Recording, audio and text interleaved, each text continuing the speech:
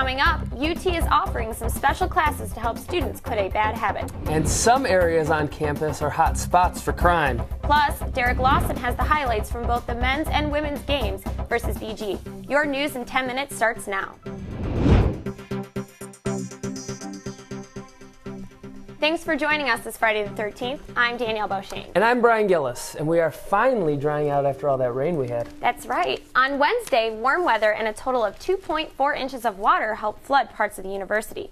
Heavy rain mixed with melted snow made UT Police close Stadium Drive. The university used a pump to clear the road and hired plumbers to clear its drainage system.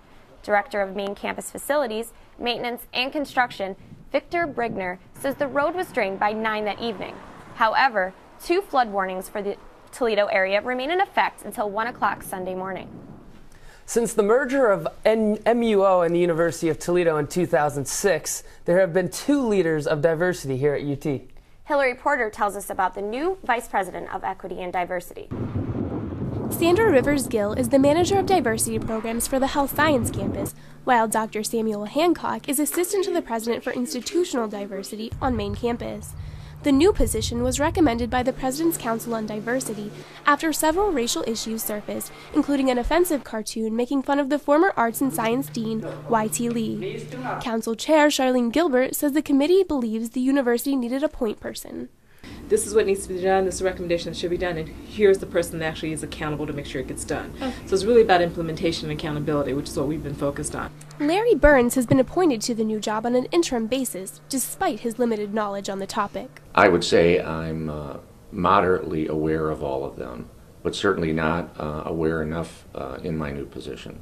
Now, this is an interim position, although the council would like to see it as a permanent addition to the university, but so far, no date has been set for a search. I'm Hillary Porter for UT 10 News. UT's main campus is taking down the old to make room for the new. The decision to tear down the student annex and the ROTC building have been planned for several years. Vice President of Facilities and Construction, Chuck Leonard, says the old ROTC building is unsafe and SA does not meet classroom standards. There are plans to replace the annex with the new USDA Research Center. Construction dates have not been set due to limited funding, but SA and the ROTC building are scheduled to come down in early March.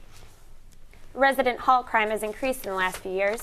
UT 10 reporter Jamie Genter offers students some insight about theft on campus. From 2005 to 2007, there were 263 burglaries on campus, and that's just in residence halls. It's what Police Chief Jeff Newton calls crimes of opportunity. It's areas of high activity, like the rec center, like residence halls, maybe the library. Or student union, places where there's a lot of people, a lot of activity. And again, a lot of these crimes are just crimes of opportunity. If you have expensive items in your possession, like TVs or game systems, make sure to keep them out of sight of possible thieves. Junior nursing major George Baker had the unfortunate event of having his belongings stolen even while his roommates were home. But you can't trust anybody. Students should especially be careful about always locking their doors when they leave their cars or dorm rooms, and make sure not to leave any valuables visible. Don't give thieves the opportunity to steal your things. Know where everything is and keep it safe and secure at all times. For UT 10 News, I'm Jamie Genter. UT is offering free smoking cessation classes for all students and employees. The class meets on Monday nights at the Health Science campus, with new sessions beginning every 8 weeks. The program started at UT after the American Heart Association ranked Lucas County as the 5th unhealthiest county in Ohio. Wellness coordinator Michelle Peterson says the class works by focusing on more than just the physical act of smoking. You need to change the behavior. You need to know why you're picking up that cigarette, why you're doing that addictive behavior. The sessions last 7 weeks, and participants can get discounts on quitting aids like nicotine patches at campus locations. You know, Danielle, I think it's a really good thing that the university has taken some initiative to, get rid of this. And it's free. Why wouldn't you go? Right. Stick around. We'll be back with Derrick Lawson and your Rocket Sports in 30.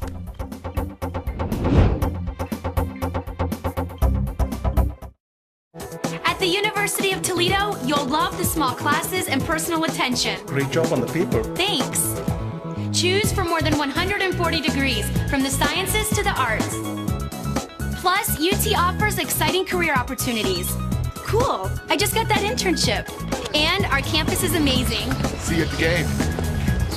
You know, UT fans are pretty awesome too. See you at the game and see you at the University of Toledo.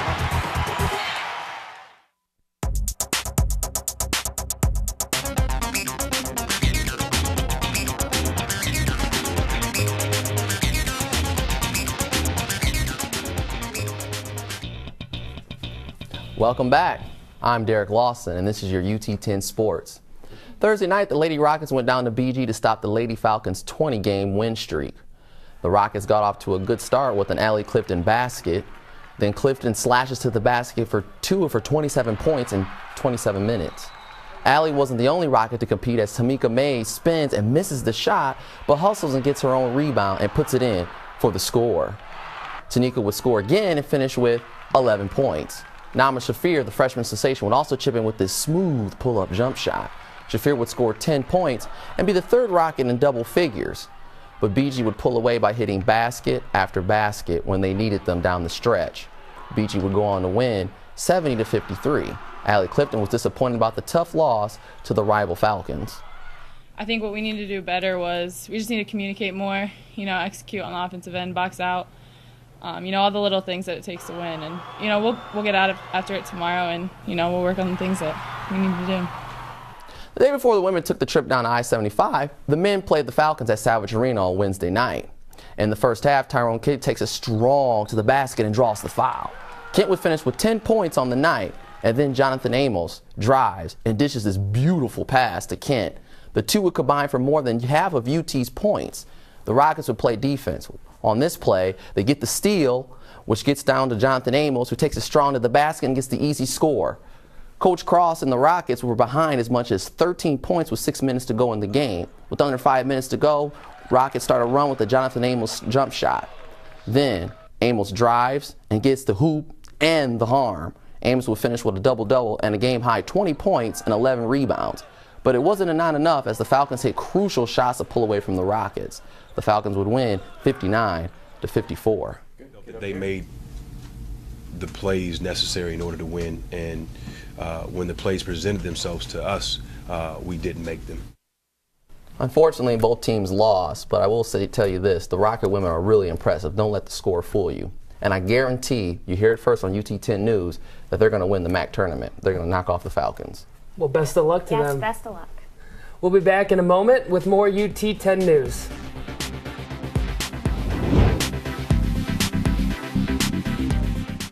When I was little, my grandma took me to the Dairy Queen, right? She bought me a banana split. And, I was kind of a little messy when I was little, all right? Then the bee got in the car. My grandma's like, baby, don't swing at the bee, because the bee won't hit you. Don't swing at it. I didn't swing, and guess what happened, Grandma? The bee stung me. I swing at bees because they'll sting you anyway, because they're ruthless and they have no soul. The Rocket Card could become your next MasterCard.